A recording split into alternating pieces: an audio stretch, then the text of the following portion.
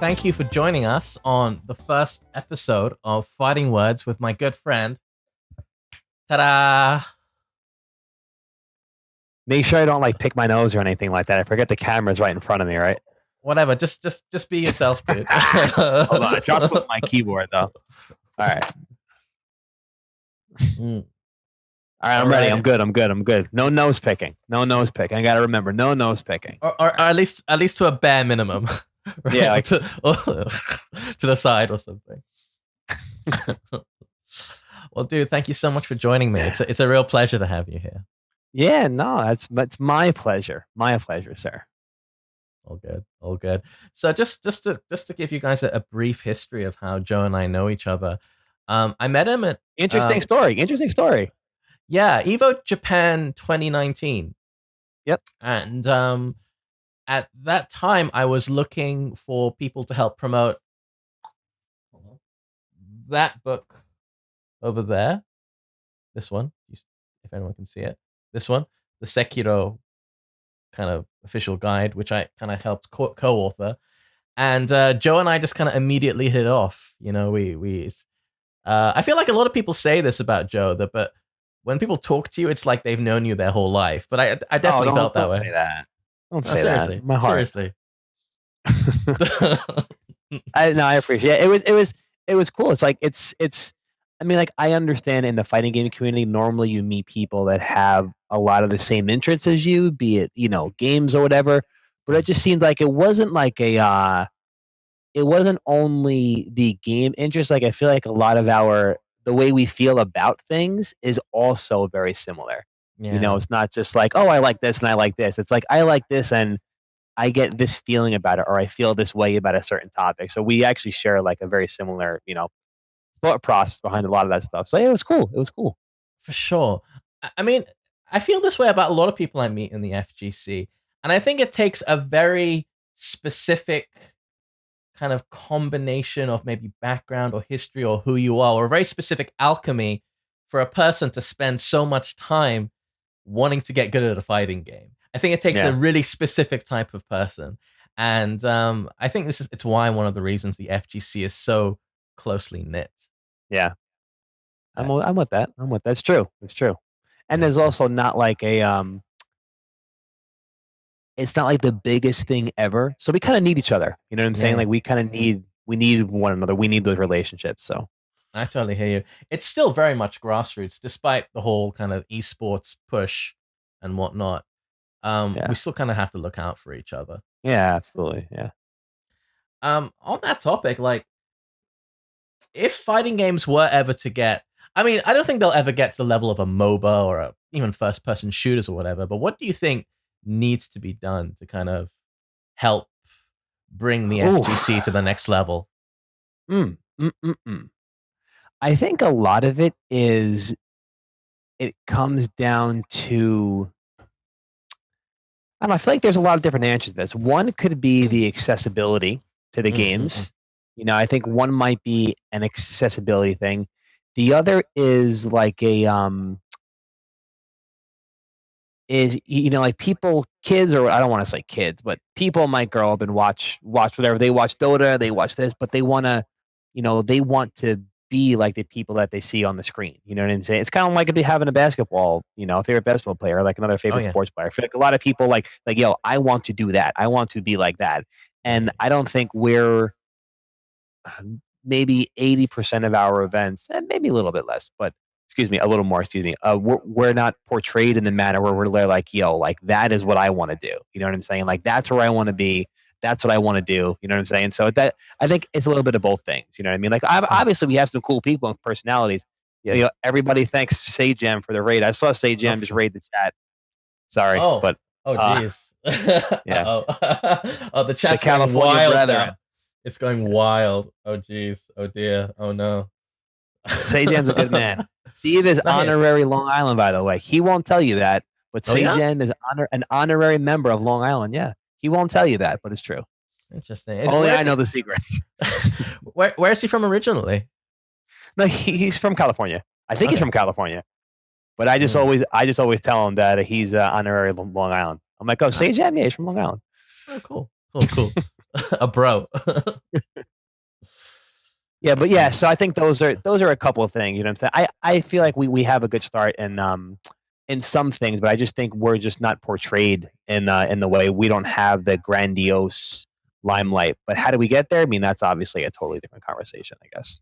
Yeah, I think you kind of hit the nail on the head there. I think it's really, really important whether it's you know, a sport or a video game, and I really want to kind of draw a line between sports and video games because I don't think they're the same, and I don't think that's any hindrance or that's to badmouth video games.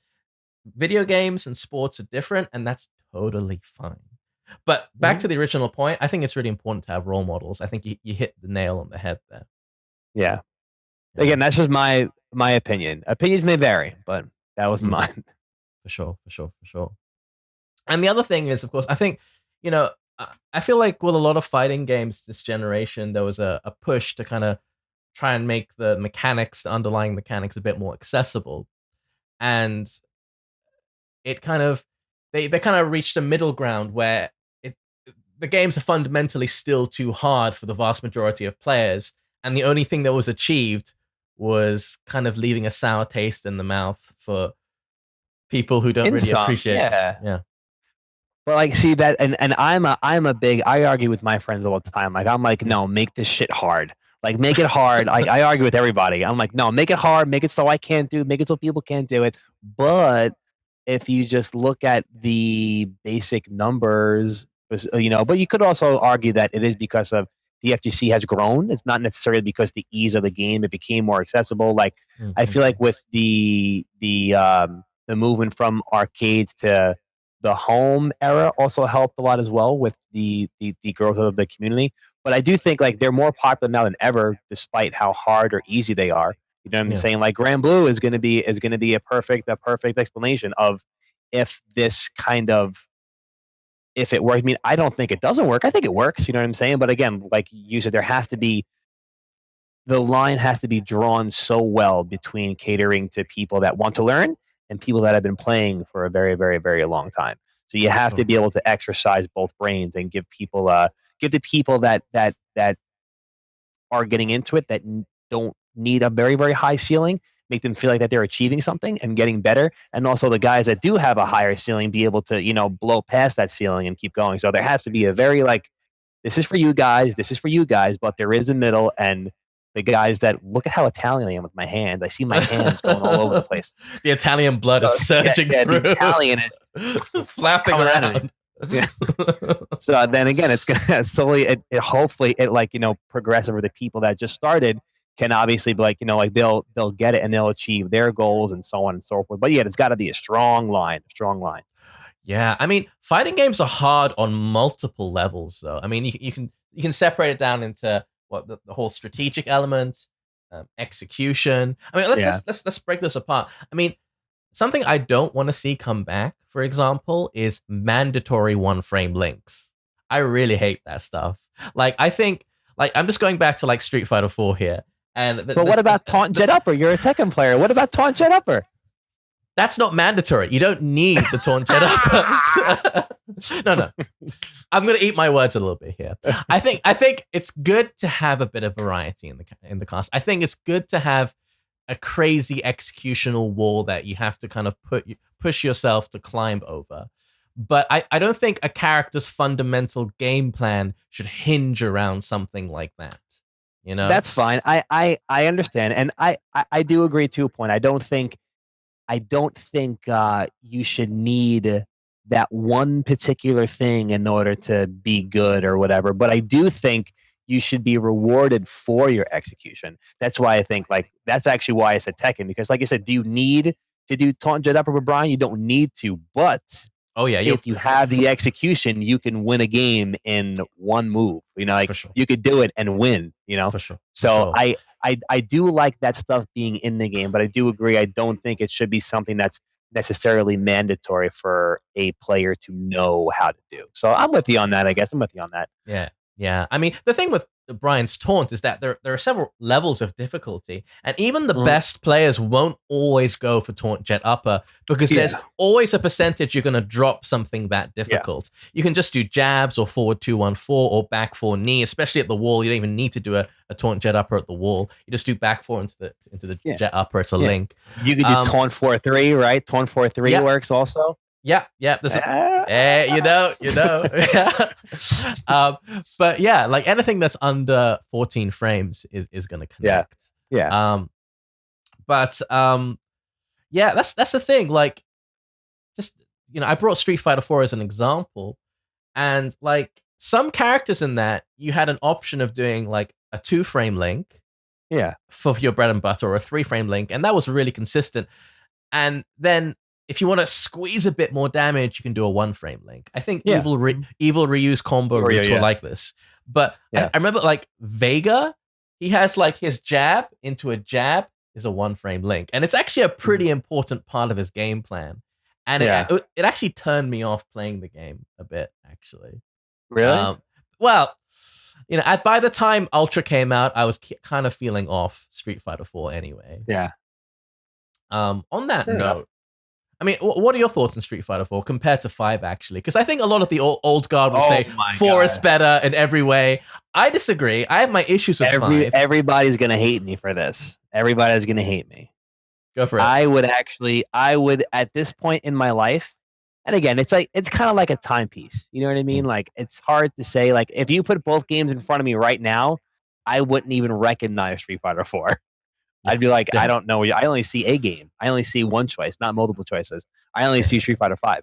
yeah. But even thinking about it retrospectively and I think both games do have a fair amount of bullshit, but I didn't I just I hated getting touched and losing. Like that used to bother the shit out of me. So Yeah, like if you get knocked down, then like someone's jumping yeah, on my yeah. head. I don't know which way he's jumping. I The can't see. vortex. Oh, Yeah. yeah. And the best is like in the arcade or like especially in Chinatown because we used to have it in Chinatown Fair. You'd block one way, and I look and I gotta be like, yeah, it's unblockable. Oh, that's why I didn't block it. Yeah, it's unblockable. Well, all right, I guess it's unblockable.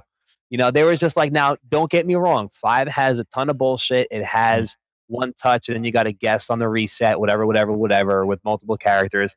I get it. I get it. I understand the argument, but I would just rather play 5. And again, in 2010, if you put them both in front of me, would I think that? I don't know. But as of right now, I would much rather play 5. I actually don't hate 5. Like a lot of people, despite me not playing or competing in the game, I actually do not despise that game. I don't. Yeah. I think it's actually where it's come from. I think it's leaps and bounds on where it came from. I still think season 1 is the best one, and that's not because of any reason of my competitive whatever. People say all the time, "Well, you like it only because you won." No, I understand where that comes from, but I liked season 1 a little better because it was people didn't. We all didn't, including myself. The basic meta for the game wasn't really there.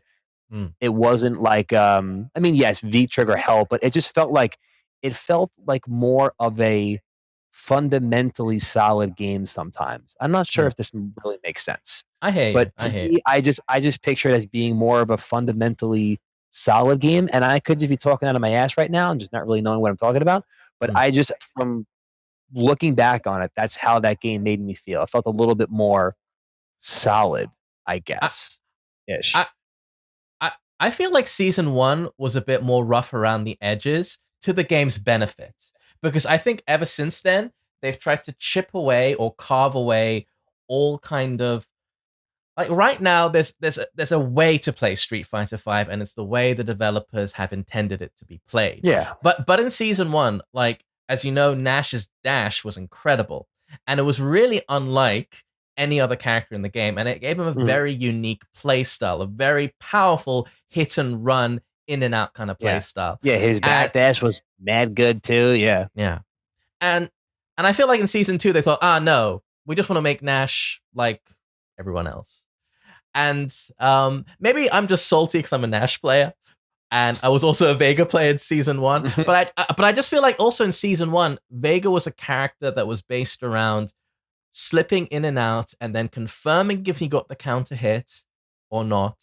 And he was a very technical character. Yeah. And then I feel in season 2 they kind of made him weaker, but in a dumb way. Like he just feels he just feels lesser. Like I don't know what to do with this character anymore, and I don't feel like I can express myself. The only way to play the game is this way that the developers Yeah. designed for this character to be played. Yeah, and I mean, I do think I mean, I guess that's what developers do though. Like they have Mm, their vision for the game, so they kind of sort of push how you want the game, how they would like to see the game be played. I mm, guess, like the universal DP change is like a perfect one. You know what I mm, mean? Like where there was no invincible DPs, you had to use EA. Like those small little quirks like that, like really change the way you mm. fundamentally think about the game, offense and defense, and fundamentally changes the way you even play certain characters. So again, it's like they want you to do this, like they don't want you to be able to do that. They want you to be able to do that. So, Yeah, but I yeah. guess, like I said, that's like every game, I guess, for the most part.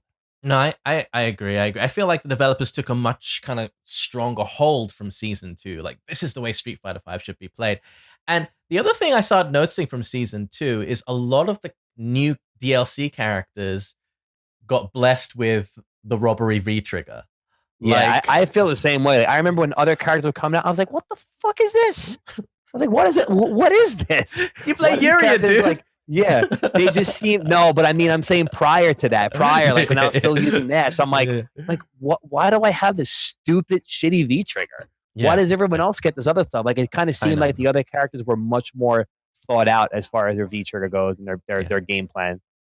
yeah. I'm still kind of bummed what they did to Nash's V trigger. I mean, in some ways it's better. You can get stuff off a crouching medium, but I really Yeah, like that it started in 2 frames, so that yeah, when the opponent was pressuring you, they actually had to think like, he has V trigger. I can't just autopilot medium to yeah. whatever. Yeah, Especially someone that didn't have a reversal, like at yeah, least he has a way to get out of stuff. Like, come on, give me something, please. yeah. I know his defense went from bad to atrocious from season Yeah, 1 to season 2. poor guy, Yeah, I poor know, guy. right? But yeah, it's like, and I play Urian too. He's a really fun. I think out of all the characters in Street Fighter 5, he might be the most expressive because he has the most rounded toolkit, and Yeah, you can do some crazy shit with mhm. Aegis. But Urian, I feel like is kind of emblematic of in season 2, where the meta started shifting towards, Yeah, okay, I this agree with character. that. Yeah, Yeah, yeah. I mean, what do you think about the current state of the game, where it is now? I think it flushed out pretty well. You know what I mean? Mm, It took a little bit. I mean, we just got to call a spade, man. That game was just not handled well, and I think mm. the bad taste just never really left people's mouths a lot. You know what I mean? The Yeah, way yeah, they yeah, relaunched the game, the way the online is, and things like that. yeah. Like it just got off to a very bad start, and it didn't really. I feel like just recently it started to pick up more. And again, I could be totally wrong. I Mm, mm, feel mm. like again, it just recently started to get a little bit more of a positive feel. People are like, yo, this season's actually pretty good. There's a ton of characters. There's a lot of shit to do. It actually feels like a solid game. It wasn't just Mm. like oh, here you go, play this. You know what I mean? So, yeah, that game unfortunately just got off on the wrong foot and just never really recuperated from it. Yeah, I mean, it went through so many kind of controversies. I mean, first of all, it came out with a kind of a lean roster, a lot of kind of simmered down move lists, and Yeah, people thought a lot of the technical issues would be just for the beta. Like, of course, everyone mentions Ken's hair clipping through his shoulder or whatever on the bloody yeah, character select screen, but it looks rough, and they thought it'd be sorted out. It never was, and of yeah, course, top of the pile is the netcode, which yeah. The is, netcode, yeah, yeah, the netcode is, and it's yeah, kind of what to say about that. I mean, just the fact that some guy could fix it within 2 days. I yeah, mean, I'm I'm not a technical genius here. Maybe someone in the chat can help me out here, but apparently the fix for the netcode was already in the game. He literally just had to find the on switch for to have the players synchronize properly, and he just turned it on. And it begs the question, why wasn't this in the game from the start? yeah. Because on PC, like if you're playing on PC, it makes a huge difference if you have Mhm. this patch. I mean, I've quite enjoyed my games. I've been playing it the past kind of 2-3 weeks again, Mhm. and I've been quite enjoying my games online actually. How about you, dude? I mean, I saw you've been playing a bit I recently. haven't really. Yeah, I played a little bit. But I haven't really like I didn't mess with like the new patch. I didn't Mm, download it. I didn't get it again for the PC. So I mm, don't even know what the netcode feels like. I really haven't played online in a while, but I am it it's kind of like a good and a bad thing. You gotta kind of just check the silver lining of like stories like that. Like, yeah, it sucks that someone did it and it took 4 years, but mm. I mean, someone did it and it should kind of wake up the developers a little bit. Like, we can't release shit like this. Like, we Yeah. just can't do that. It's just not it's not good. It's not a good look. Well, look at Garou, right? The fact it's had such a Yeah, yeah, resurgence, just because I mean the game's 20 years old and it had yeah, barely any scene, but now it's kind of seen a resurgence purely because yeah, it has amazing netcode and people can actually play each other now. yeah, And I'm playing guys in like Chicago. I'm all the way in Japan, and the connection's pretty damn good. I mean, I play yeah. regularly Cool. against this guy in Mexico, and we should probably get some games in, dude. I mean, we can probably get. I haven't played Garou in forever, but I would definitely play some Garou. Let's do it, man. Let's do it. My character was Freeman until I found out he sucks when I Oh was like, man. how old was I? 20?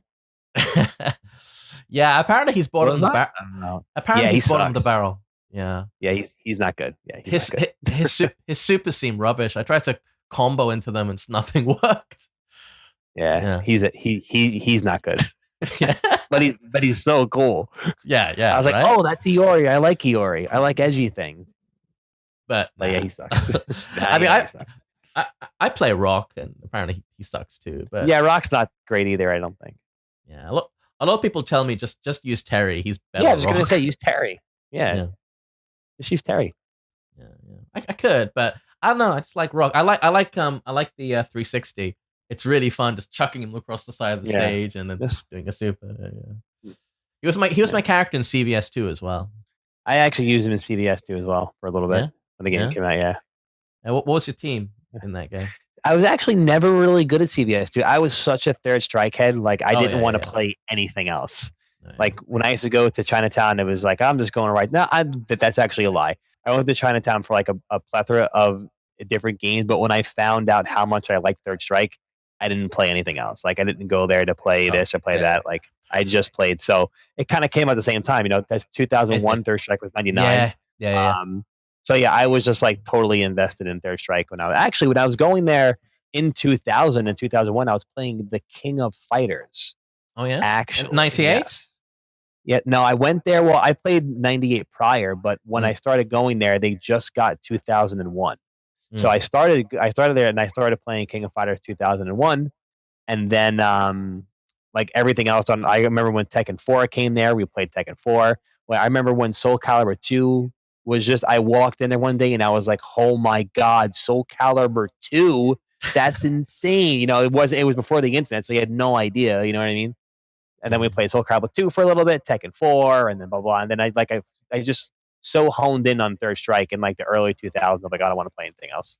I hear you. I hear you. I mean, I was in the same boat actually. I didn't really get into Third Strike until 2004, Yeah, but and of course with the whole Evo Moment 37 thing, that's what really yeah, kind of pushed me into it. But I remember at the time when the choice was between Third Strike and CVS2, I would almost always go with Third Strike because I found the pacing with CVS2 to be a bit glacial, a bit slow. yeah, Um, it's very much a yeah, it's a footsies based game, but it's just yeah, so boring sometimes, you know. yeah. I remember watching tournaments of like Sanford and who was it? Sanford and Rugal B. Sanford Mm. and why can't I think? Not Justin. I don't remember. Steve H. Sanford and Steve H. I'm like wanting to drown myself in the bathroom sink. I'm like, dude, I just want to go home. Like, I want to go home. I don't want to watch this anymore. I hear you. And the problem with CVS2 is I feel that yeah, the top tiers are so obnoxious in that game. Like, Yeah. we're not one to talk being Third Strike fans, but Yeah. I feel like in Third Strike you always have the parry, you always have the option of Yeah. making that comeback. But in CVS2, it just feels like low tier versus top tier. Oh, did something happen? We all good? Yeah. Oh, I a didn't bit say of a anything. blip. A bit of a blip. It feels just like CVS2. It just feels like mid tier even versus top tier is just it just feels such an uphill struggle, even more so Yeah, than say I don't know Hugo versus Chun in Third Strike. that's a tough fight. That is a tough But fight. one parry, couple 360s, and you're good to go. Exactly right. Exactly. It's all about that read. Yeah, Yeah. But like going back to Street Fighter Five, I mean, you're right. It didn't come out with the best. Didn't come out the gate with the strongest yeah, start, and then it had the whole rootkit thing, which yeah. didn't I remember that was crazy. that was insane. But I feel like a lot of my issues with Street Fighter Five and the patch is an improvement, but doesn't really fix it. And you can especially tell with cross, it janks up crossplay. I just feel like a lot of my fundamental issues with that game are purely technical, like the fact Mhm. that there's still so much latency, and the fact Yeah, that it varies in the middle of a match. Like it can be like 6 frames at the beginning of a round and like yeah. And five all of a frames sudden, or four yeah, frames, yeah, yeah, and you can feel it in your meaties. You can feel it in a dropped combo, even though the combos are lenient. You drop them sometimes, and you're just like, yeah. why did that happen?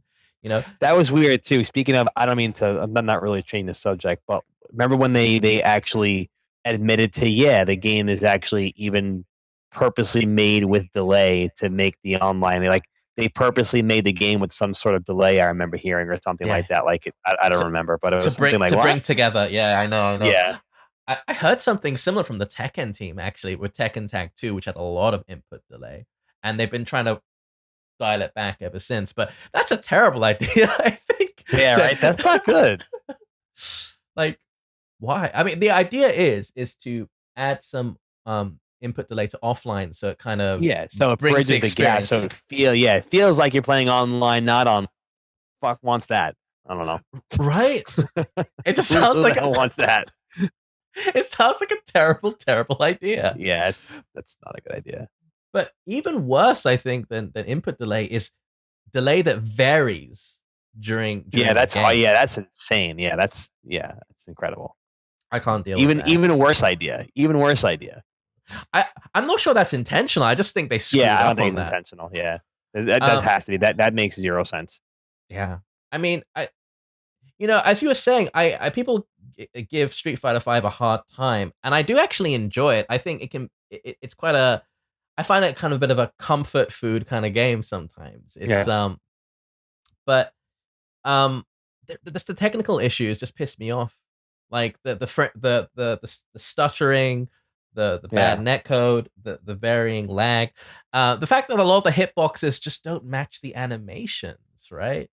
Like you know, like I'm gonna go back to Vega here, but like his claw just doesn't operate as a claw sometimes. yeah, yeah. Like there's a ton of moves like this, but Nash's crouching medium, like the hitbox goes up to his ankle, and then after that, it's it's just invisible.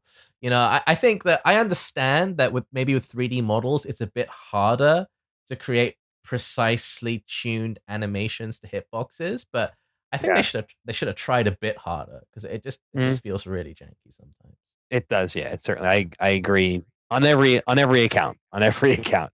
Yeah, but I think, but I'm going to say on the bright side here, and this sounds really mean, but as a Tekken player, kind of the bright side of Street Fighter Five having a bit of a falling out is that it made way for Tekken, I think, to have the current scene that it does. I'm pretty confident that Tekken wouldn't be where it is today if Street Fighter Five was a major success, which it hasn't been really.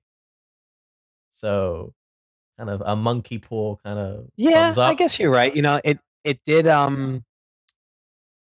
It did allow, like you said, and I never really like the one thing I hate is that I don't like when people, especially in the FGC, I think it's the stupidest, excuse my Mm. mouth, stupidest fucking I'm thing in not the trying to world. rag on it. Yeah, yeah, yeah. I'm not Like, trying to no, rag. no, I know you're not. I know you're not. I'm just saying, I just don't like when people purposely be like, "Oh, fuck your game, play this game." Mm. Like, No, no, that's totally not what I'm saying. yes, I know you're But not. I know, but I agree with you. Street Fighter Five being the way it is, like, kind of say, you know what, like, this game looks cool. Like, it does open people. It kind of forces exactly, people to broaden their horizon a little bit, which is exactly. cool. Like, that's awesome. But I just never liked and unfortunately, not that you did it, you didn't do it at all. but Mm. people do that shit all the time, and it drives me up the wall. Like, No, who I hear you. cares what somebody else plays? Like, that's the purpose of the fighting game community, is to play fighting games. It's not the Exactly. Street Fighter community. The shit doesn't Exactly. say Street Fighter community. It doesn't make any sense. I just I can't stand when people do that. But No, whatever. I totally hear.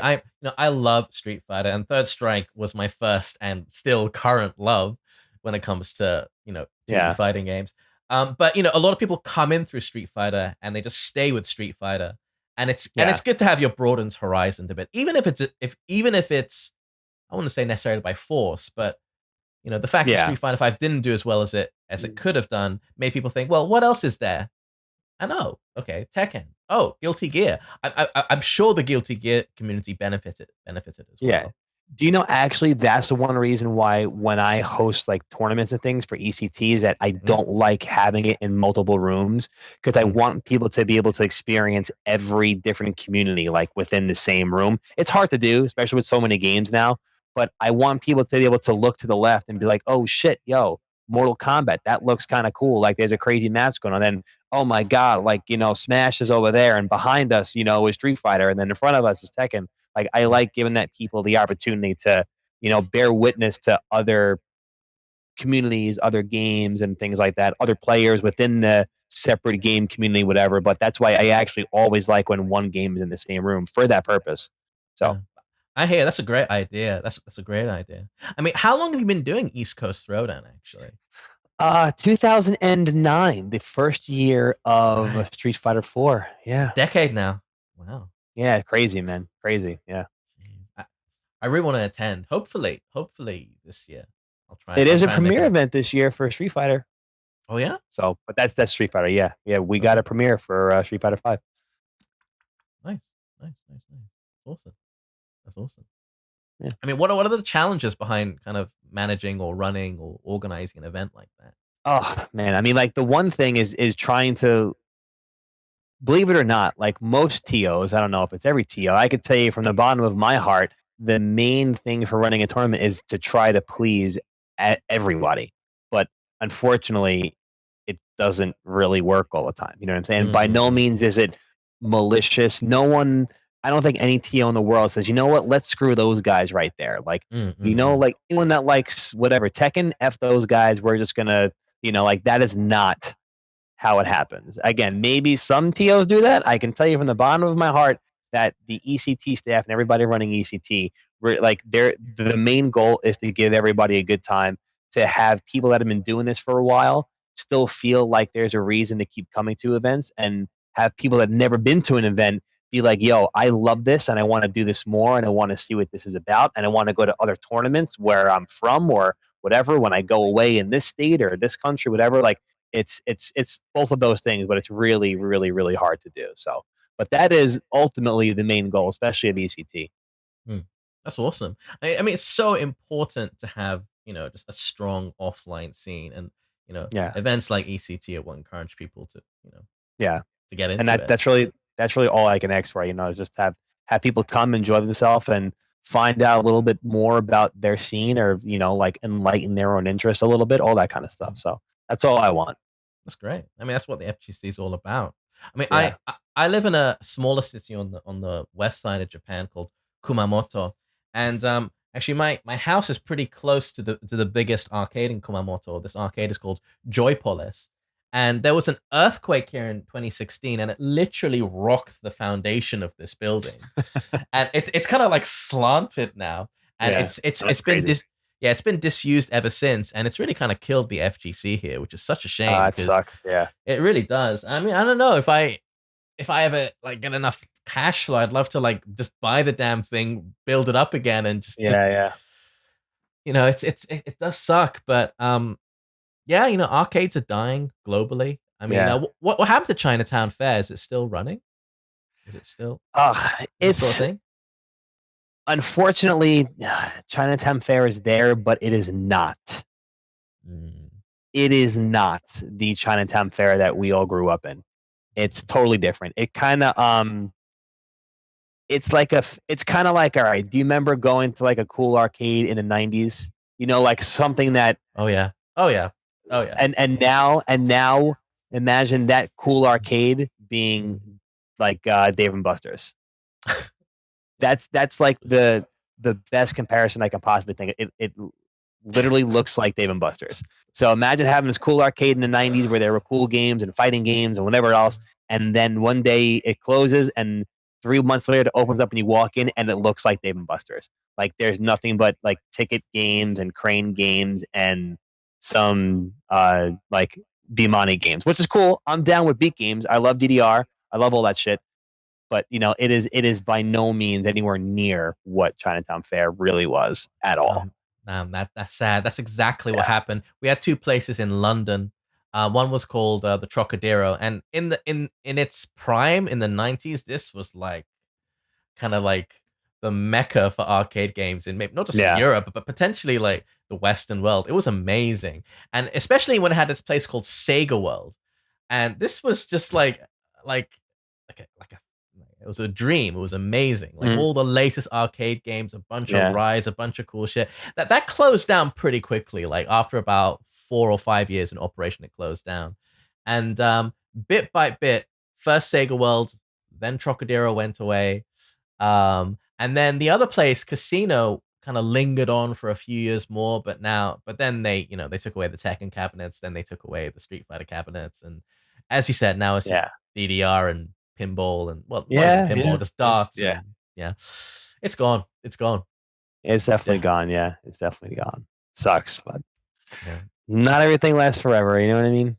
Everything lasts forever, but I mean, Not everything having stuff like ECT is that's why it's so Yeah, vital. yeah, exactly. Yeah, exactly. Yeah. Trying to keep that community feel. There's really still nothing like sitting next to somebody and playing them. You know what I'm Yeah, saying? Or the community feel when you go to an arcade and everybody's there. Like I say it all the time, man.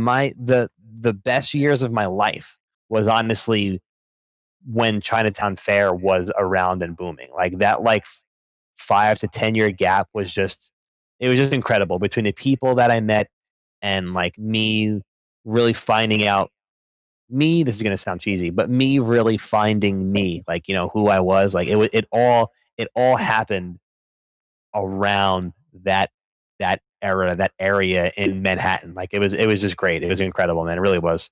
I totally hear you, man. I went through the same thing because I started going to arcades a lot when I went to university, and that was a stage in my life where I was kind of thinking, well, where am I going? What do I want to do? What makes me happy? All this kind of stuff, Hmm. and I found my home, and I kind of Yeah. in the arcade, right? Hmm. Um, and so many, I would say, all of my lifelong friends were met at the arcade. Hmm. I mean, Yeah. Some of my best friends, my couple, two I've only dated like 3 girls in my life, maybe 4. The last, like, 2 relationships I've been in, it was because of not necessarily players, but someone that I met that knew somebody that was kind of into but, like, around that thing. yeah, Every almost everything that I'm surrounded by being friends and, like, even current relationships is all because of something to do with the fighting games or the scene or something like that. yeah, It's crazy, yeah. man. It's crazy. Yeah, I totally hear you, man. It kind of spreads out, the network. It's so sad that the arcades are gone. It's the heart of the community. It's kind of It's sure, yeah. it's your church. It's where you go to kind of pay tribute, so to speak. Yeah, it's sad. But they have things, and what's that thing that Obama runs on Tuesdays in Tokyo? Yeah. Fighting Yeah, Tuesdays. Fighting Tuesdays, yeah. That's a great thing. If I was in Tokyo, I'd be going to those. Yeah. Yeah, but stuff like that, that's fantastic. Um, but yeah, just the fact that there aren't any kind of arcades always open, always Yeah. there, always present. Mm, oh well, thing of the past, I guess. But I think at the same time we're trying to navigate this kind of crazy new world called the internet, and how to make best use of it as a platform for fighting Mhm. games. And of course, the first thing that has to be nailed down, and we've tried to drum this into developers' heads like a million times, is the net code has to be Yeah. better. Mhm. And there seems to be this resistance, this push against it, especially with a lot of Japanese developers. I feel like Yeah. I feel like NetherRealm have really got it down. Iron Galaxies with Killer Instinct got it down. But Oh, that look, was the best netcode I've ever played in my life. this one's great. When KI came in, I'm like, this is incredible. Yeah, It was insane. It was really insane. for sure, for sure. I I mean, KI was so ahead of its time in so many ways. From the netcode to the tutorials to Mm, it just felt like a really modern, polished fighting game. And it's a real shame that it didn't take off because yeah. there are so many good examples in that game that could have really benefited the Mhm, whole genre. And mhm. why didn't it take off? I guess it's because it was a Microsoft exclusive, right? Yeah, that was one. Yeah, it was only on Xbox One. Later Yeah, PC, PC but later, I think. Right? Yeah, it's too late at that point. yeah, It's a bummer. I mean, I can understand why everyone's saying bring back KI because it's yeah. such a fantastic game. But, oh well, oh well. All right. So, dude, quick. I'm gonna throw a quick question out there. Top 5 games. Whew. Top 5 games. In no order, just top 5. Dark Souls 1, Mm-hmm. Silent Hill 2, Mm-hmm. Symphony of the Night, Mm-hmm. Super Metroid. Mm-hmm.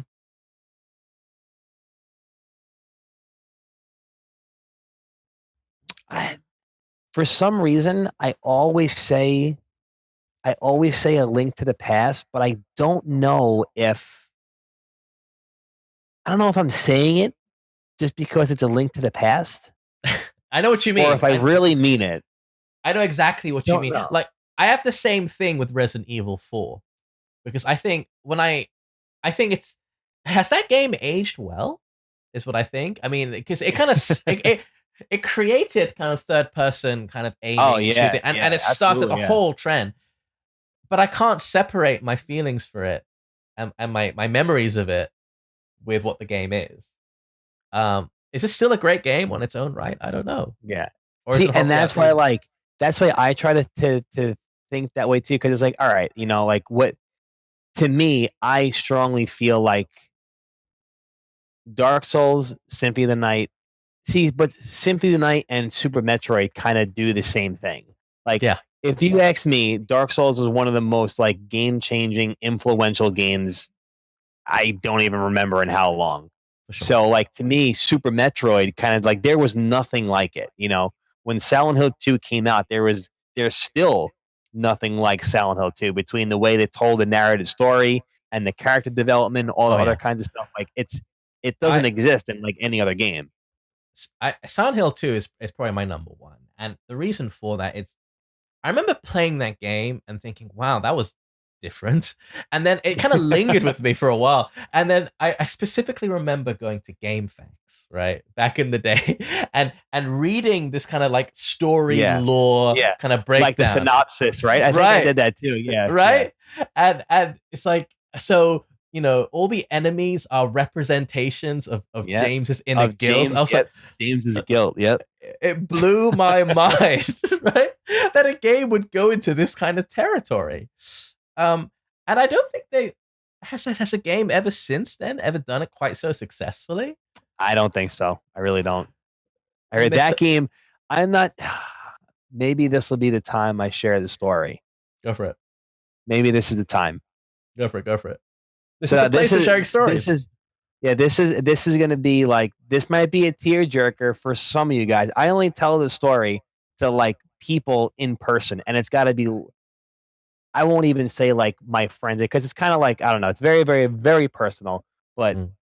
I tie that game with like really serious events of my life. Not that I was in Silent Hill, but serious. This is a story I've spoke about this, or I've told people that I've mentioned why the game is important, but I never really gave people the understanding as to why that game is so important.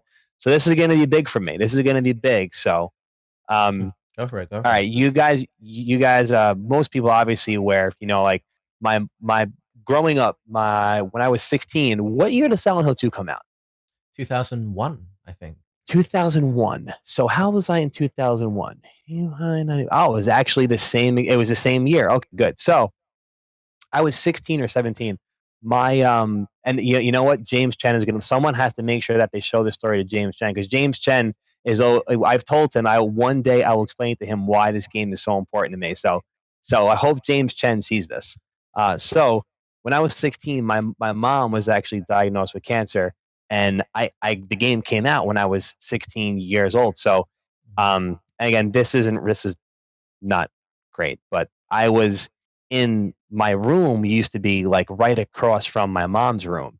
So Mhm. like I remember clear as day, like playing, and as I'm playing the game or whatever, and when you get to the realization that you you kill your wife because of an illness, Mhm. like it totally fucked me up. Like it, Yeah. because my and I used to like, this is terrible. I'm sorry, guys. I don't mean to make this No, no, into a no, no. tearjerker, but like I used to hear my mom like cry and be like saying like she doesn't want to die and shit. And I'm a 16-year-old kid like playing Silent Hill 2. Not that it happened at the same time, but like I would play it and then like I'd go to sleep and I could hear my mom crying in the room, like saying that she doesn't want to die, or maybe she does want to die because she doesn't want to live with cancer and blah blah blah blah blah.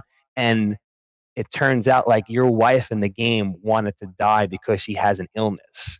You know what I mean? So like ever since like that happened to me, I was like, this is it was almost like it was me. You know what I mean? Like not that I Yeah. was James Sunderland, but like I connected with that game on the most real and most serious level out of anything ever in my entire Mhm. life. So that's like that is why that game means like absolutely so much to me. And it's not like in a sick macabre way, but it's just like, wow, like I know what that's like when you're like like the person you care about so much is truly suffering sometimes. And is it better to just not go through with it, or is it better to like fight it off? So like that, if anyone doesn't know Silent Hill 2 story, spoilers, I'm sorry guys, I just spoiled the game for you. Mhm. But yeah, that is a very very important game, and I hope James Chen hears the story one day, because he's been asking for it. So Dude, I mean, I hear you, and thank you for sharing that. That's a really from the yeah, heart. I it's it's interesting how not just video games but any media can connect with us on such a personal level if if it if we find the right piece of art at the right moment in our life, right? And actually, yeah, son, right? It was the right thing at the right it time. was it was like it was all just perfect. Like I couldn't, you can't make that up. Like Yeah. how do you even make that up? You know what I'm saying? It was just I had such a crazy emotional experience between the game and my family, and like connecting what happened or what was happening in the game to what was literally happening in my life at the time. I don't know how it happened. I don't get it. I don't get it. But it happened. No, I hear. I went through a similar phase as well. Actually, when I was 15. When I was 15, my parents divorced. We moved house. Um, and my sister was involved in a pretty serious car accident. It took her a few years to recover. And at the same time, um, my aunt, who I was quite close to, she passed away from breast cancer. So that was a rough couple of years, and Mm, I think I certainly went through a similar kind of phase as you, and I feel that's yeah. one of the reasons why that game connected so closely to me as well. And I feel a lot of people when they talk about Silent Hill, it's a game about grief, and it's about coming to terms with your grief and making Yeah. peace with it, or being kind of submerged by it. And Mm. they hit the nail on the head so well. And that's when I talk to so many people, and when they say Silent Hill 2 is my favorite game, I think, what happened to you? Yeah, yeah, Right? there's a reason for that. Yeah, there's a reason for it. It's not just that it's a great game. Something Yeah, something in that game struck a chord with you. You know what I'm saying? yeah. Like, even the ending to that game, I cannot listen to the in water ending without crying like a 5-year-old girl. Like I cannot do it. I hear I you. don't want to see it. I don't want to hear her read the letter. Like I want Yep. no part of it. Like Oh, like do not come near me with that. Yeah, I'm good. I'm I good. I cried enough over this topic. I'm good. I'm Please. I'm with you there, and that ending kind of destroyed me. Oh, When I, that's the ending uh, that I got too. The first time I beat the game, I got the in water ending of that. That was my first one. And I, I th- was I, like, th- Jesus Christ, what is this? I, I think you get it if you spend too much of the game like on low health, and if you look Yeah, at and if I you look at forgot how like to do it. Yeah, you just have to be really kind of not looking out for your own health. yeah. It's And like you pay more attention to like Mary, right? You got to look at her picture or whatever or that's something. it. You got to like examine her picture a lot. Yeah. Yeah, What a fucking game. Jesus. yeah. Wow. They don't make them like they used to, you know? They don't. And when you look at the creative process behind that game, I feel like that time in gaming was kind of that intersection when games that were truly artful and games that had a budget. It was that perfect line because I feel like Yeah. there are a lot of personal games out there, but they tend to be indie games now. Mhm. Whereas a Oh, lot yeah. of There's the great indie games. Yeah. yeah, and they're great, but they're still low budget because they're indie games, so they're never gonna, in terms of technical level or in terms of how they can impress you on an audio visual level, it's just not there compared to a big budget kind of Yeah. multi-million dollar. But those games are so kind of they've been focus tested and all the edges have been kind of smoothed Yeah. out. I feel like the early 2000s, so many great games came out. A lot of my favorite games are from around that time, from I'd say from 1997 until like 2004. I feel like that's my favorite period in gaming because in the late 90s you can feel the excitement from a lot of developers Yeah. like going into 3D for the first time. Like Final Fantasy 7 is the perfect example of this. And it's one of my favorite games. And it's because you can feel the passion in that game Yeah. behind the developers thinking, "Wow, like this is a new frontier for us. This is Yeah. uncharted territory." And the ambition really comes through in that game. No, It's it's kind of like I almost have the same thing of like of movies. You know, like mm, movies hit that golden point where there was a lot of like heart and passion behind it because they had to. You know what I mean? yeah, Like they yeah, yeah, they had to, kind of like gaming. You know? yeah, yeah. I mean, movies as well sometimes like any art really, it's not just about how much money you throw into it or how Yeah. much time is spent to it. It's about catching lightning in a bottle. Yeah. And like the first Star Wars is the perfect example of this actually Mhm. cuz have you heard that movie was a complete mess up until the Yeah. editing process? Yeah. Yep. And George Lucas's wife like edited the Yeah. shit out of that movie in the end. Yeah.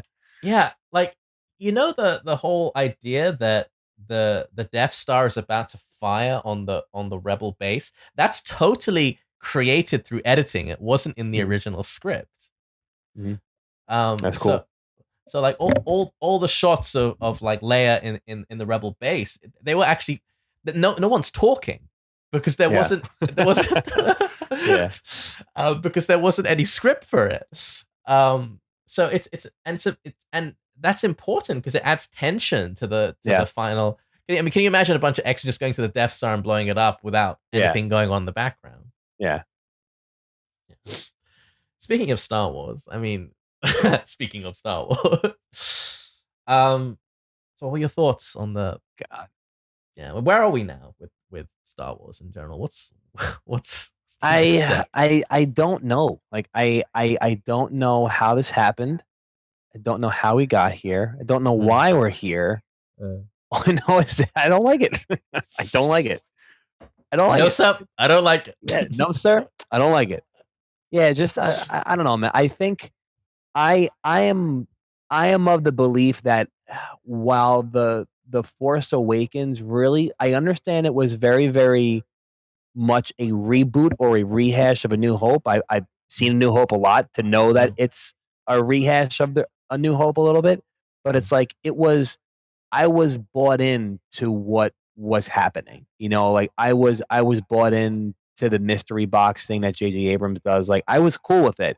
I was even okay with Han dying. I was like, "Oh, don't worry. In the next one, we'll get like a flashback scene where they're all Han, Luke, and Leia are together, be it whatever with raising Ben or whatever." So even mhm, though like I was cool with Han Solo dying, totally cool with it. mhm, because I'm thinking, all right, maybe there'll be some scene with them.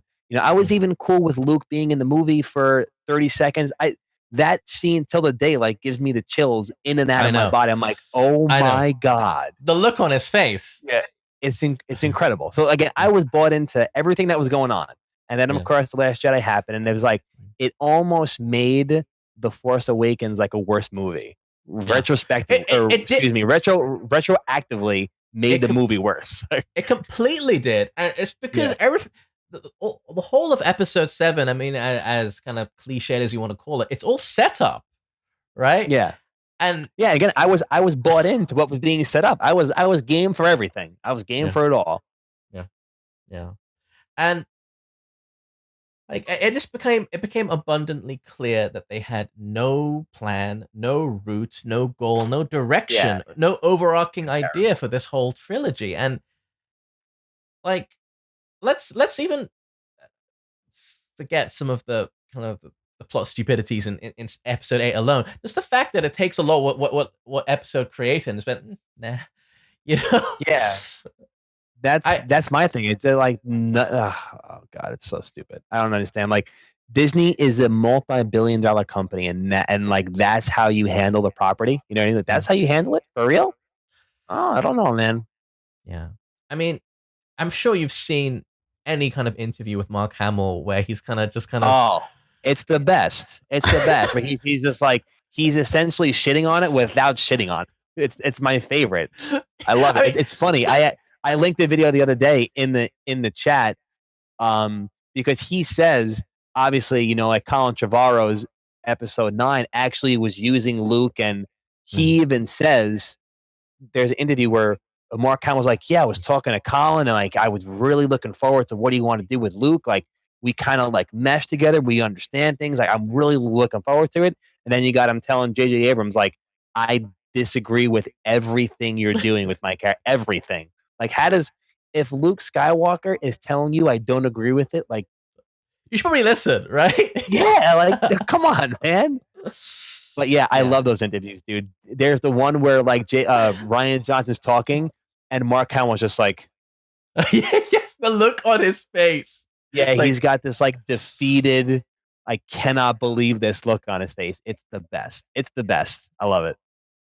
yeah, it's and I'm pretty sure Disney told him to shut up at one point because at one Of point it was like, course, yeah, it's.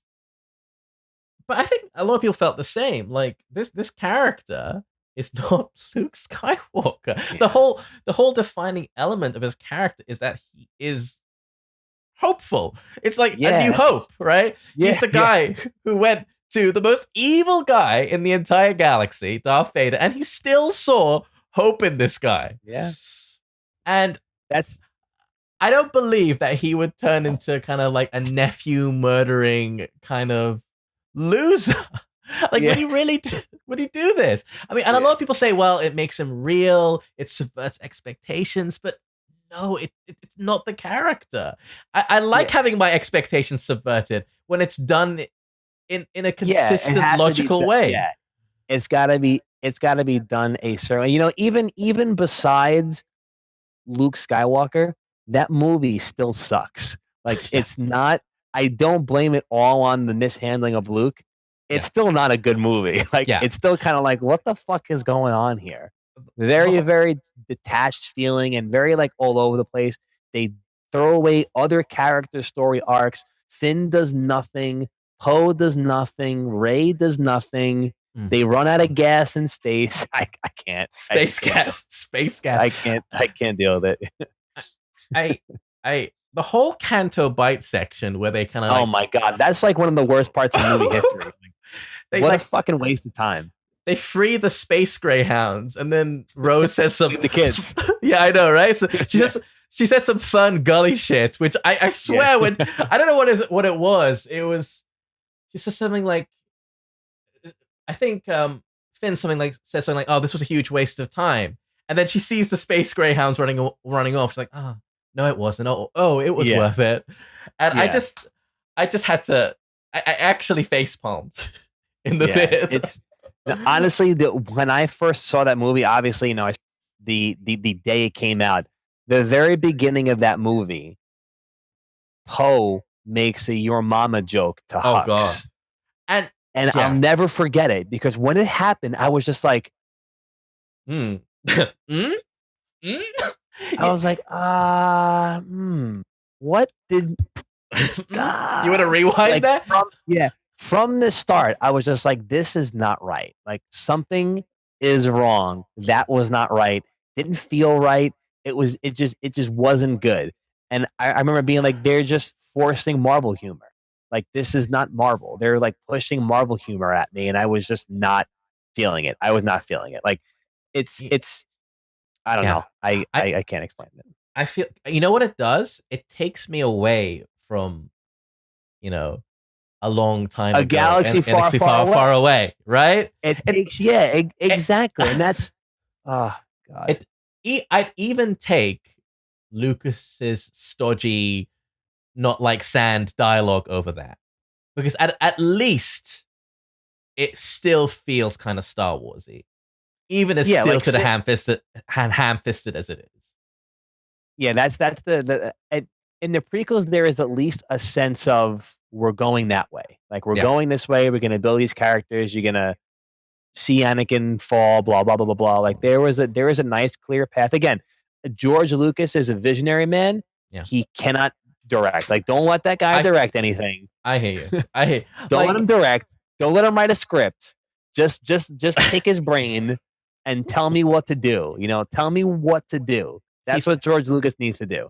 I hear you. He's completely an ideas man. And this is why Empire Strikes Back is so good, because he kind of cuts out, there's a separation of power, right? Yeah, There's exactly. Yeah. there's I heard that, like, when Irvin Kershner was kind of setting up the scene, Lucas would often tell him, "Oh, just film it. It's good enough. It's good enough." And Kershner would be like, "No, no, I want Yeah. to do it the way I want to do it." Yeah. And the cinematography in Empire Strikes Back is still stunning. It's a Yeah, it's beautiful great. movie. It's great. Yeah. I mean, every time I look at it, I'm so impressed. It's aged so well. Yeah, it really has. It truly has. It has made age well. And I feel bad for a lot of the cast in the new Star Wars too. It's like Yeah. you poor guys. Like I like all of the act. Like I really do. Oh yeah. I love Daisy Ridley. I like John Boyega. Oscar Isaac is cool. Adam Yeah. Driver was the best part of the new Oh yeah, trilogy, yeah, like yeah. easily. He's hands down the best part of the new trilogy. Not that there's like a really high bar for it. And you know what? But it's not the actor's fault. Like I don't blame any of the actors. I just blame the writing they had to deal with, and I blame the way the story progressed. I guess like it's not their Progressed. fault. Yeah, Yeah. progressed. Yeah. Uh, But yeah, Adam Driver was easily like the best part of his character had like a decent arc. Everyone Yeah. else is kind of all over the place. Like Yeah. think of the idea of us Star Wars fans watching Star Wars forever and thinking that, oh, those guys in those masks are bad. The Empire is bad. This is bad. The First Order is bad. Whatever, whatever. But then you have this character Finn who it actually like humanizes what's going on behind the mask. Like they had such a good Such a cool idea. opportunity.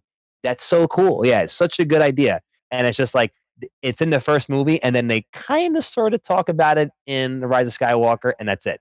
I, That could have been a huge plot point for him and his character arc, and they just don't do anything with it.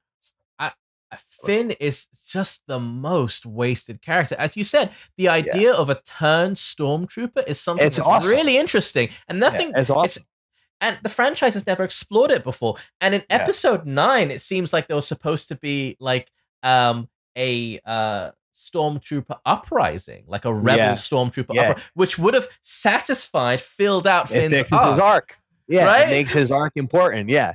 But He could have been the one to be like, "Hey, look, I was like you, maybe not as this straightforward, but hey, I did this. I was part of it. I managed to break out. If you feel this way, other people feel like this too." yeah, And that like starts the rebellion, you know what I'm saying? yeah, Where they yeah. kind of and it would have been a huge arc for him because he would have been a huge reason as to why the resistance overcomes the first order. Part of him Right. explaining that, I did this, I was in this, I was part of it, but I got out of it. You could do it too. It would have been perfect. Would have been great. Would have been Right. great. But nope. No, Fucking idiot. as opposed to just another sidekick character, useless sidekick character who just shouts Ray all the time. like what a waste. And the fact that what they did in Rise of Skywalker is they kind of touched upon it, but they just kind of gave him Yeah, a gender swapped version of himself, which I thought was yeah. kind of racist. I mean, it just kind of weirded me out. I mean, what are you doing? Yeah. You know, it Not felt good. all kinds of wrong. Not good. Um, Not good at no, all. I heard they were actually, this was in the kind of the kind of the rumor pile, but they were actually going to go in the direction of Poe and Finn being lovers at one point. Did you read that? I heard like a lot of that because people wanted because the whole Rey and Kylo thing, like they wanted to have some other representation in the movie or Right. something, and they were gonna make them like a gay couple or whatever. Mm. That would have been I don't care about that stuff, but see, my thing is that like that's fine. Like I don't give a Yeah. shit if that's what it is. It just can't be forced. You can't just in the Yeah. Yeah. last Yeah. movie say, "Oh, by the way, they're gay." Like Yeah. Yeah. to me, Yeah. like Yeah. No. that's a little, Totally. you know what I mean? The thing is, you could people were saying that because of the way they interacted in The Yeah, in the Force first one, Awakens. yeah. Yeah. And it feels like they really pulled away from that in episode 8. But again, if there was a natural arc to it and it Yeah, felt like a real relationship, go for it. cool. Yeah, make them gay. God bless. Like Yeah. I'm all for any of that stuff. Like that stuff doesn't bother me. I don't have to say like my Jedi is not a female. Like Yeah. I Yeah. Yeah. think Rey is fucking dope. I just wish they would have used her story well. Like those guys could have been gay as they wanted to be, as long as it was done the right way and Yeah. it wasn't just like, oh Yeah. yeah, I forgot to tell you guys. Like Yeah. I'd have been Yeah. like, huh? Did they just By like the way. yeah. That's just like shitty storytelling. That's just like checking off a box. You know what I'm saying? That's not good Oh yeah. storytelling. Oh yeah. But Like yeah, as long as there's a nice road and explanation for it, it feels natural. Like you don't want stuff like that, like to feel forced, because then it just feels like an I think it's like agenda. worse than Yeah. not doing it at all. Yeah, like Yeah. Yeah. it's worse than not doing it at all. The whole kiss at the end of episode 9 was just so awkward, Yeah, and it totally just forced. and you Totally could forced. even the actors are just like Adam Driver just kind of smiles like, oh, I'm done with this shit. Yeah, Dies. You know? finally, yeah, it's over. Yeah, it's totally forced just to please a certain group of fandom. Yep. Yeah, it's sad. And speaking of wasted characters, I think Ray has to be top of the pile here. And Yeah. again, if you look at the ideas for where they were going for the Duel of the Fates, the Colin Trevorrow version of it, there's actually some kind of arc there. She seems to have progressed. She seems to have turned into like a Jedi master, and she seems to have kind of an inner struggle that she's dealing with. She turns kind of Anakin's lightsaber into a dual bladed lightsaber, which I thought they were gonna do that going into episode 9 because they split it apart in episode 8. Yeah. But no, no, no. Yeah, she definitely should have like made her staff into like a double bladed saber and just been like I would have liked her to been more kind of like and I don't want to rehash it, but kind of like Luke in Return of the Jedi, where Luke is much more confident in Yeah. himself, but I would like her to be still very like unsure in her Mm. place. Like Luke in Return of the Jedi knows his place. He's like, Mm.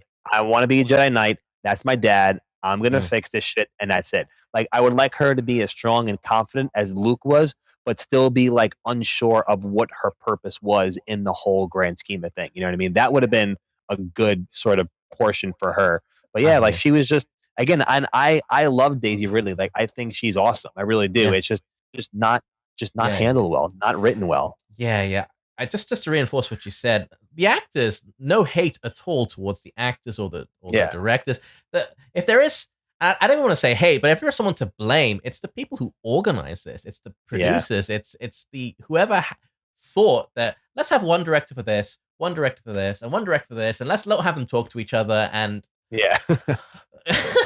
Yeah. it- Ryan Johnson wrote The Last Jedi when they were still making The Force Awakens.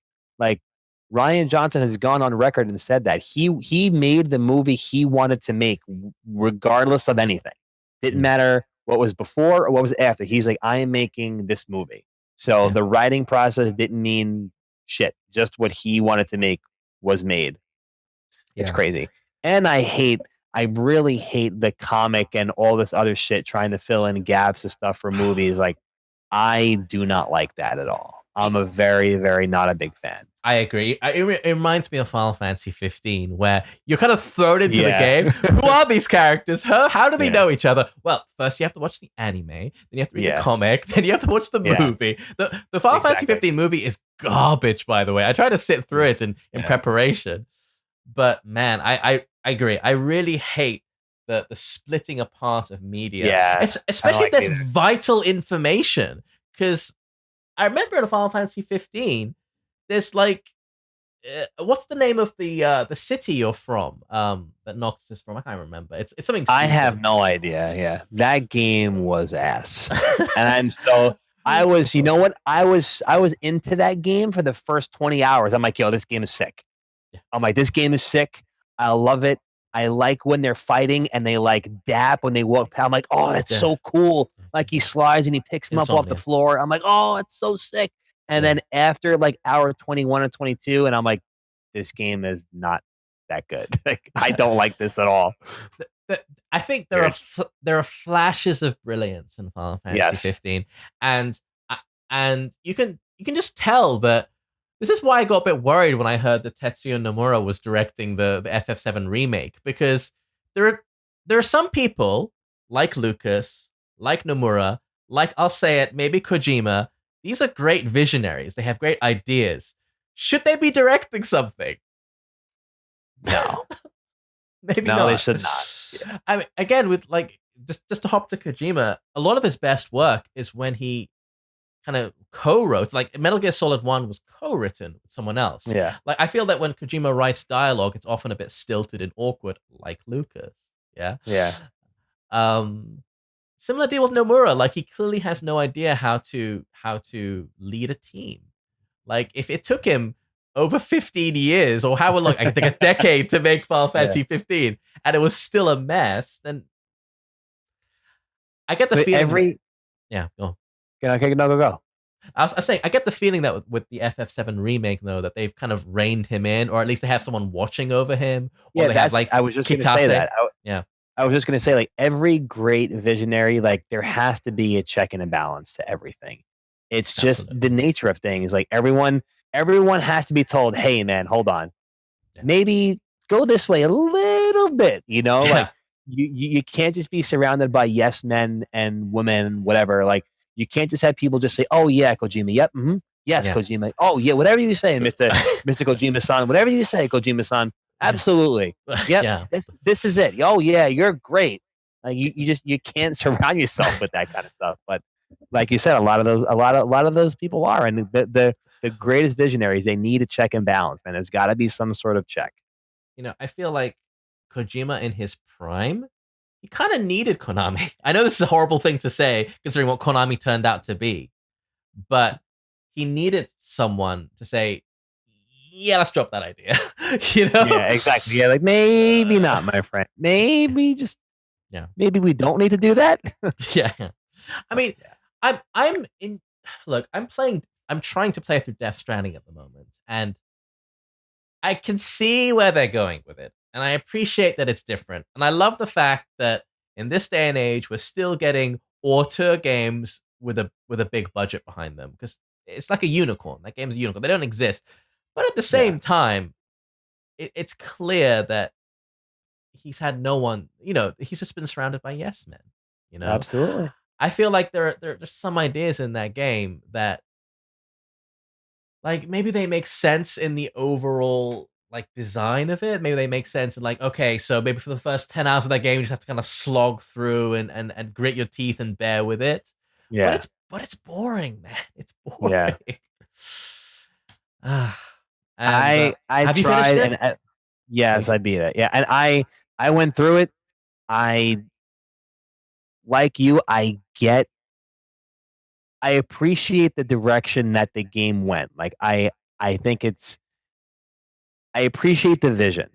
Really do. Like the Yeah. way the online works too, with people like helping build the roads and stuff, and Yeah. everyone playing together, and the idea of him not wanting to make a game, because he even said, I think in an interview somewhere, that he didn't want to make a game because every game you play online, it's always like me versus you, and then I taunt you when I beat you, and there's no No, I love that. there's no communal feel. Like he made the game where you could only help each other. Like that's it. If you're gonna play this game online, you guys are only helping each other. So again, the vision, awesome. Beautiful, Everything else, beautiful idea. it's funny. Yeah, amazing. I was actually talking to John last night because I went from playing Death Stranding, and then I immediately started playing Jedi Fallen Order. Yeah. Now, while they're two totally different games, Jedi Fallen Order compared to the way Death Stranding was made, like game wise, like AAA game, Mm. Death Stranding is incredible. Like everything, production, music, the way it looks, graphically, mechanically, system, like everything is just it is a triple A game. And then I was playing Jedi Fallen Order, and I'm like clipping through the floor, and I'm floating, and enemies aren't loading, and there's no texture on the wall, and just like, and John was like, I had one of the worst gaming experiences of my life with Jedi Fallen Order, and he did the same thing. He went from Death Stranding to Jedi Fallen Order. It's like his all that stuff that he does is incredible. And like I said, excuse me, like you said, saw a glimpse of genius all over the place in that game, but it was just not. It wasn't it for me. It wasn't it for me. Yeah. I haven't played Fallen Order yet. I've heard some good things about it, but was it buggy? It was. Yeah, I had a couple of buggy things. My friend John had a shitload of bug. He was rattling them off to me last night. It's definitely worth a playthrough. Certainly worth a play, especially if you're a Star Wars fan. Definitely worth a playthrough. Yeah. I'll definitely give it a shot. I mean, this is the thing. It's worth it. I'd heard that some issues with bugs, and I thought, well, if I just wait a few months, I'll get a version that's like half the price and with no bugs. So why not? Yeah, I mean, probably better off.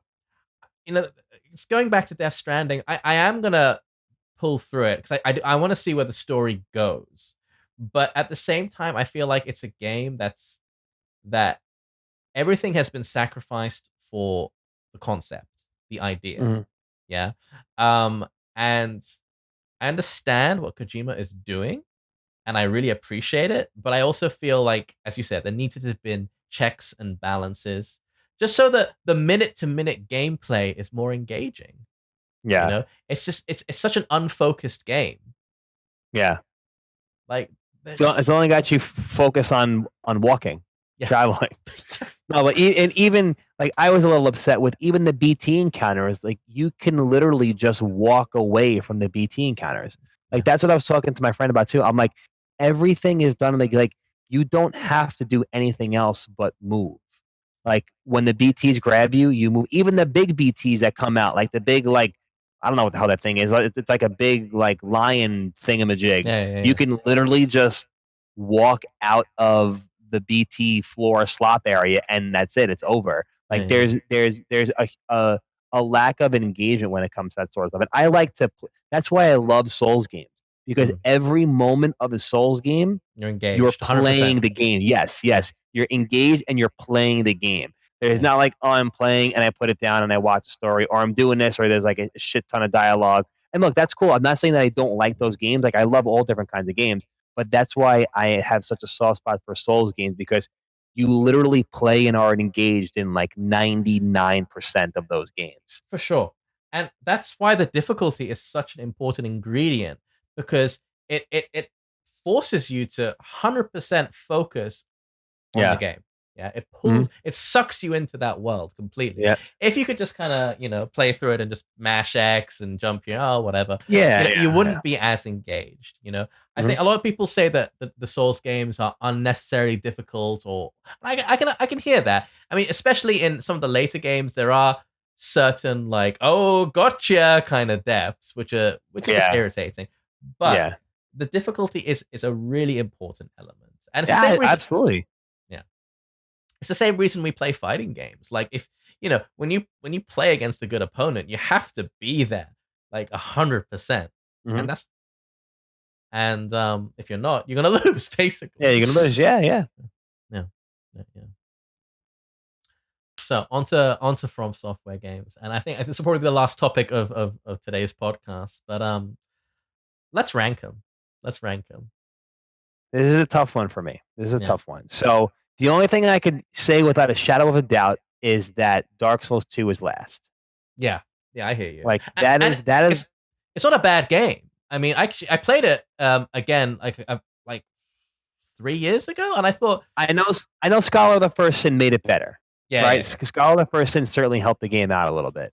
yeah, But yeah, like if I tell people all the time, I'm like, if Souls 2 is your first Souls game, you're probably gonna think it was great. Like, yeah, oh, that yeah, was yeah, kind of cool. You know, yeah, like yeah, you're gonna think it's kind of cool.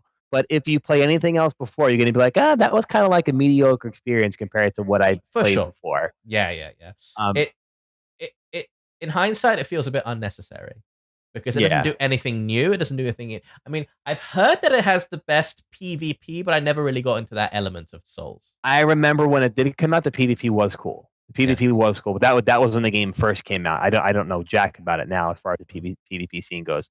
Um, so if that's easily the worst. Now for me, the best Souls game to me, and I always go back and forth with this between if it's Demon. I actually think it's Dark Souls. I think Yeah. Dark Souls is my favorite FromSoft game, for a couple of reasons. While I think Demon Souls is also an incredible game and also a step in a brand new genre or brand new type of game that no one has ever played before. So that's why I give that game tons of credit. But there is nothing like the world and lore of Dark Souls 1.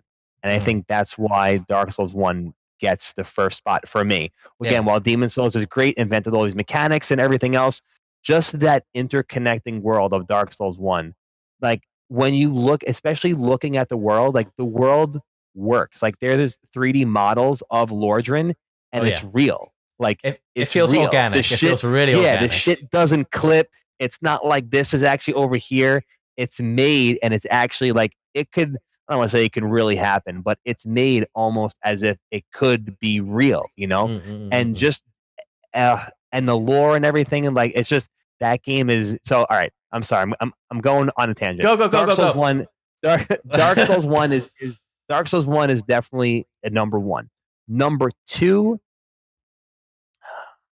see, this is where like I get stuck. Is is Demon Souls really as good as Bloodborne?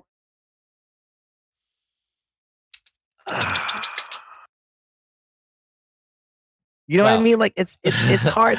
well, It's I for me personally, I think you can tell from our t-shirts, but yeah. my favorite From Software game is actually Bloodborne. That shirt is sick. Yeah, yeah. Tools of the trade, right? Yeah, I got it from what's it called, Insert Coin, Insert Credit. They do some, Yeah, that's a yeah, cool shirt.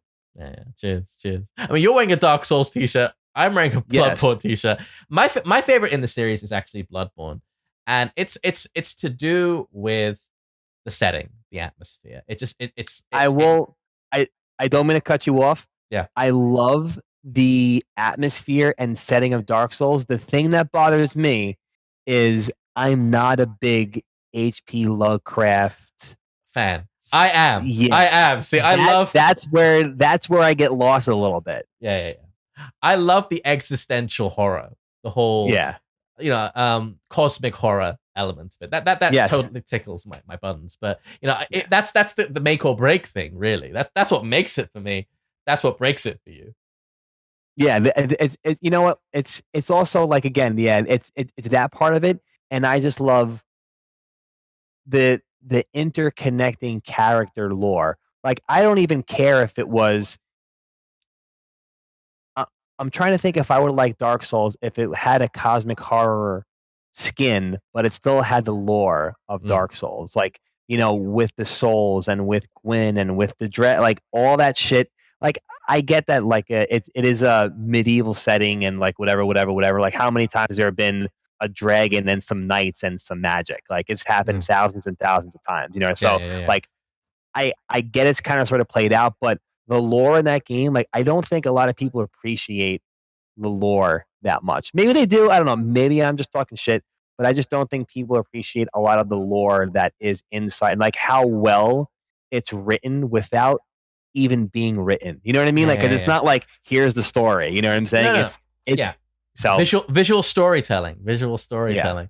It's I think Dark Souls is a master of that at kind of drip feeding you history and context, the story through the item descriptions, through the backgrounds, Yeah. through the architecture, Yeah. um, through the way characters behave or don't behave in some instances. It's Yeah. really, yeah, they're masters of that. And the great thing about the way that's done is I think it's a perfect way of telling a story through a video game because it's not too Yeah. overbearing. It's like hold up, hold Yeah. this 45-minute cutscene. Exactly. Yeah. Exactly. Yeah.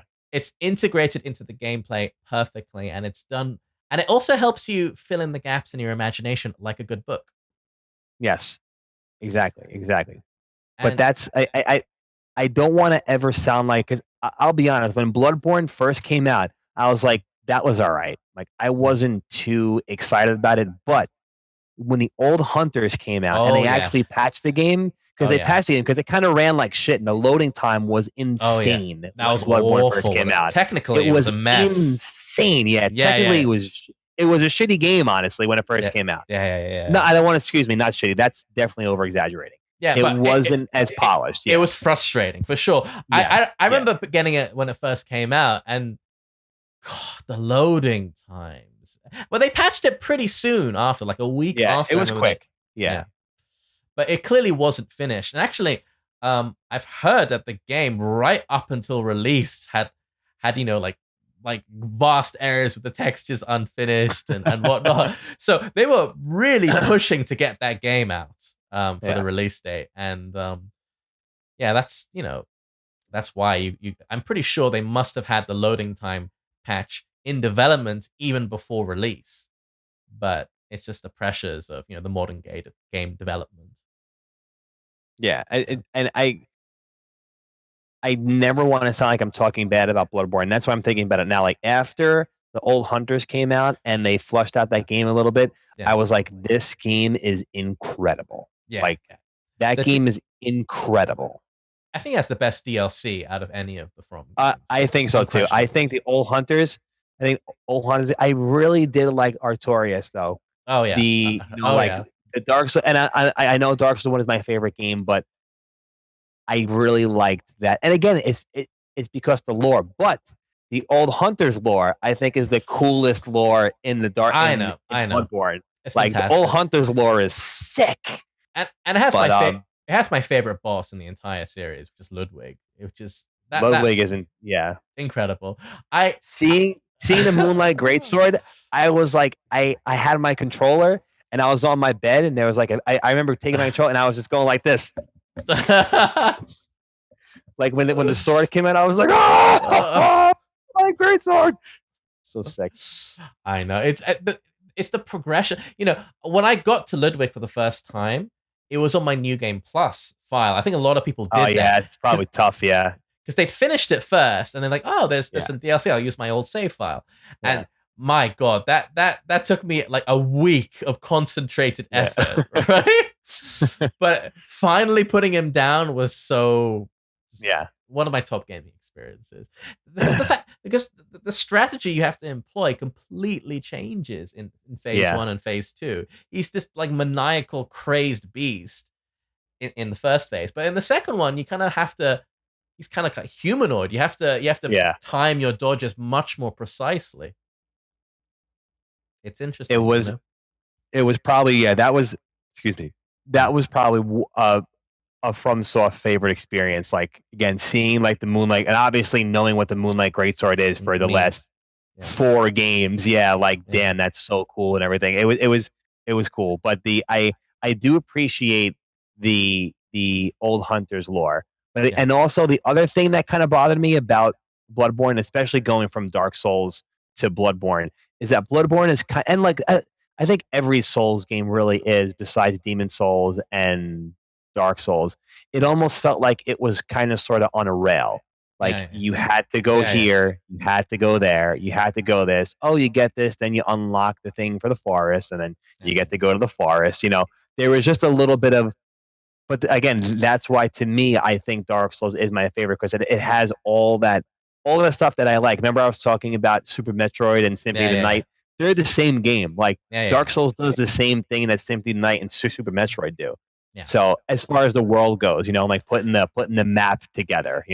For sure. Bloodborne. I think the games have become progressively more linear since the original Yeah. Dark Souls. I mean, Sekiro was probably and Dark Souls 3 were Dark Souls 3 isn't even really an organic world. It's just a bunch of levels connected Yeah, by portals, really, like yeah, yeah, zones.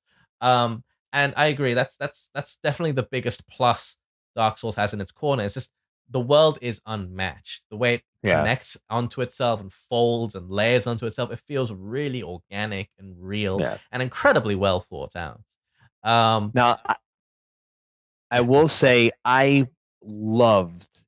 I know some people don't really like it, but there's still, even though I love, and that's why this is so hard to do because I have such an appreciation and a love and a feel and a satisfaction for mhm. Sekiro's combat and gameplay. Oh yeah, yeah, yeah. It's I think it's the best combat in a FromSoft game. Like I agree. hands I agree. down, no question. It's very satisfying. It's free also. You know what I mean? You're Yeah, not as locked into yeah, the yeah, I'm rolling and I'm R1ing and I'm rolling and I'm R1ing and yeah, maybe I'll do a heavy attack.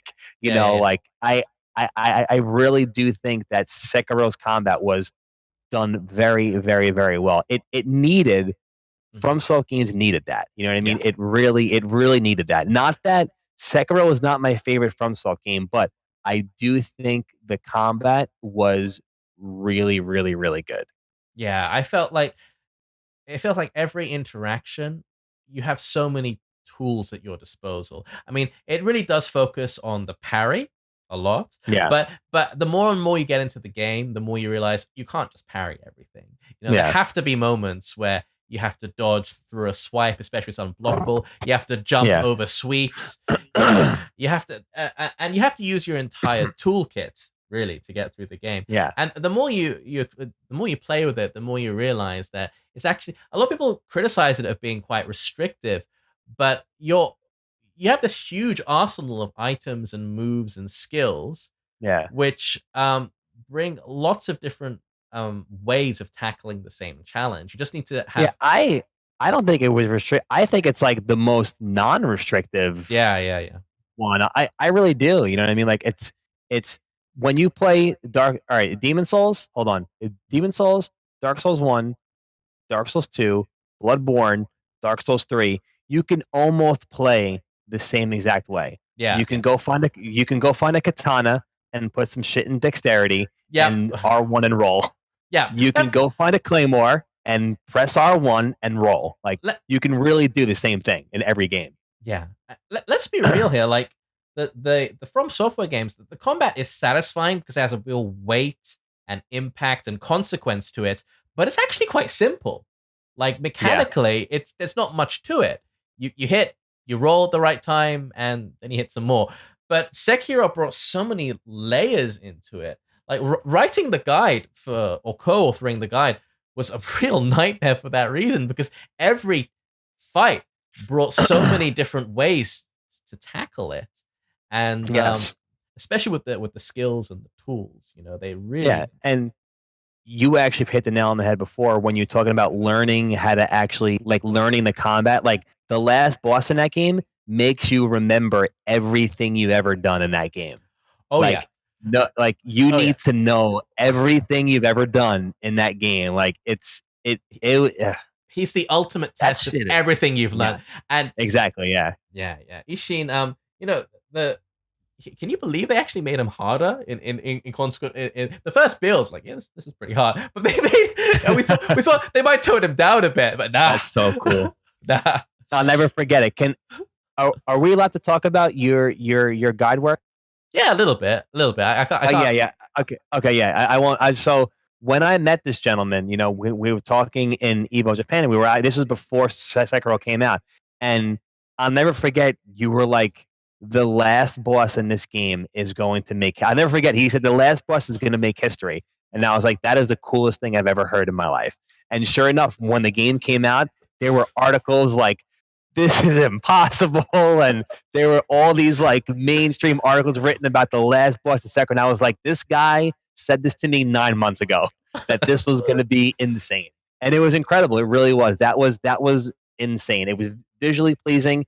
It Hmm. made me feel good to actually beat him. It made me remember. Like I said, I really had to take everything I learned within my 40 or 50 hour playthrough and put it right there in that one particular fight. It was sick, man. It was Yeah. sick. Yeah. And it was designed to be that, the ultimate test of everything. Yeah.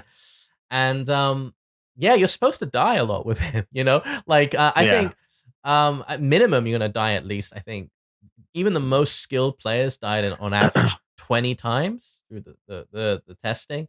So if you died a lot, it's part of Yeah. the game. It took me, I think, 60 deaths in 4 hours. I did it on stream. I think it was 60 Yeah. deaths in 4 hours. Yeah. Yeah. 4 hours straight of just walking into the boss room and dying, walking into the boss room and dying. 4 hours. But it Right. was incredible. It really was. It was awesome. It was awesome. Again, I give that game people I think a lot of people who not that they don't get the combat, but they'll play it for a little bit and just be like, "Oh, this is like whatever, I died here, the combat's kinda boring," or whatever. Yeah. But it's it's unfortunate because it is a lot deeper than that, Yeah. like, it really Yeah. you have to kinda peel back that last layer, you know what I'm saying? And I Yeah. just don't think a lot of people ever get to the point because they think it's stupid or they think it's easy. I think, "Oh, I could just do this, and then I press R1 and then," or not R1, Jesus Christ, or Yeah. I mash on this and then that's it, but that's really not the case. I just wish people got to the point where they, again, peel back that layer and see what's really behind everything, 'cause Mm. it was incredible. It's really it's like a rhythm game meets Souls game. Right, Like, right. This it is like a rhythm game, it For really sure. is. There is definitely a rhythm to it, and I think any fighting game is, in a sense, a rhythm game as well, especially a 3D fighting game. Like Tekken, high level Tekken is all about latching on to your opponent's rhythm when they like to Mhm. press buttons, when they like to go Yeah. high, when they like to, crush or whatever. Um, so yeah, like the rhythm of battle that was really tried. They really tried to replicate that, which was really Mhm. cool. Something that whilst we were actually writing the guide, something we really tried to focus on is that since there are so many skills and weapons, like i- it's uh, it's very easy for one of these things to be overpowered, right? Yeah. So it was about going through every boss battle and every encounter and testing every skill and tool to seeing what could be abused. And I remember it Yeah. was it was like it was one of the final builds before the game came out that the Ashina cross. It's Mhm. the one you get on the Ashina skill set where he kind of does two swipes, Yeah, and yeah. that very close to release that actually kind of trivialized Ishin to a degree. You could use that and Really? like cancel it and then do it again, then cancel it and do it again, and Yeah. cancel it and do it again. Um, so yeah, they patched that out. So it was the cool thing about writing the guide though was just having to go through all these skills and That's thinking cool, man. That's thinking about awesome. it like with a fighting game player's mentality is like, how can this be Yeah. abused? Like, how can I Yeah. cancel this in the right way? And we really wanted to ensure that, yeah, the game, you have to play it legit. You can't cheese your Yeah. way through it because Yeah. inevitably in a lot of games like this, there is some cheese, there is some item, there is some skill which you can use in a particular way um, to kind of trivialize the game, which is unfortunate. Mhm. No, you're right, but you guys did a damn good job, man. Damn good job. Cheers. I mean, we didn't do But much. We just wrote the guide and we gave them yeah, feedback on what we thought should yeah, be changed and shouldn't be changed. But yeah, like working with From on that, you could really see the dedication they have to their craft. It's yeah. really incredible. It's unlike anything else. That's Like why I guess that's why their games are the way they are. You know what I yeah, mean? Like, that's what it takes. they really are craftsmen, and they clearly have a real love and passion for what they do. It's Mhm. you could see it like in the builds. Like they would just change the most inconsequential, minute thing because it must have bugged Miyazaki. It must have been like, Yeah, nah, yeah. that's not the way I saw it. That's not the way I saw it. And yeah, yeah, he's an interesting guy. Like he obviously he was a reader at first. He was Mhm. he said he spent a lot of his childhood reading Yeah. fantasy books in Reading English. American books, yeah, You're that right. that he didn't totally understand. Understand. And it's Yep. that sense of mystery which he felt added so much to it. And that DNA, it's present through every single From Software game. Yeah. Even Sekiro, where I think the weakest point of Sekiro is actually the lore, because it's told in a I think much so more, too. yeah, Yeah, I think it's so too. you agree, right? It's much more Yeah. linear and straightforward than any other From Software game. But even that, there's a lot where you can read it between the lines. Mhm.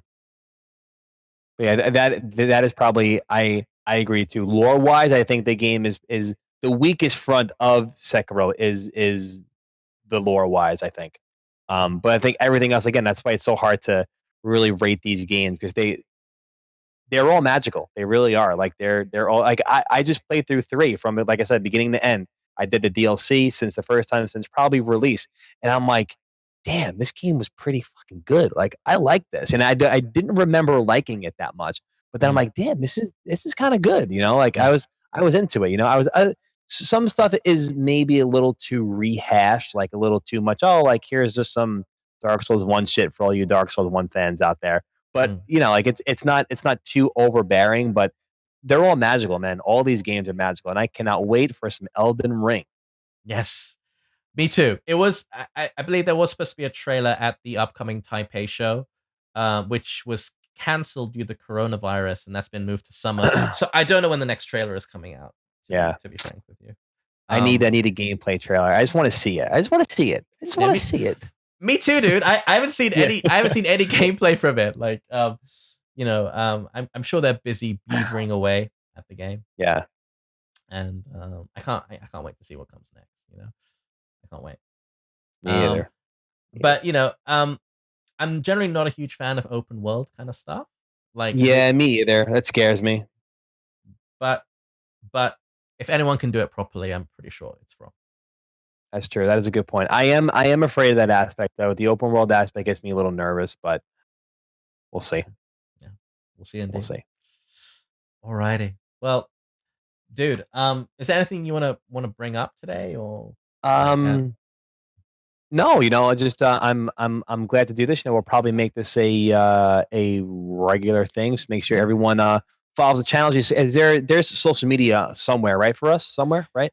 yeah, just my Twitter, your Twitter. There's not All a right, so it's specific. all up. Yeah, yeah. Okay, Yeah. cool. Now, I was just gonna say just to make sure that stuff was up, so you guys know where to follow everybody and all that kind of stuff. I will say, we didn't really talk about Grand Blue too much, but I Ah, am yeah. doing a very, very. Yeah, I don't want to make this any longer either. I actually I gotta get up in 6 hours. I gotta go to bed soon. I'm an Oh old shit.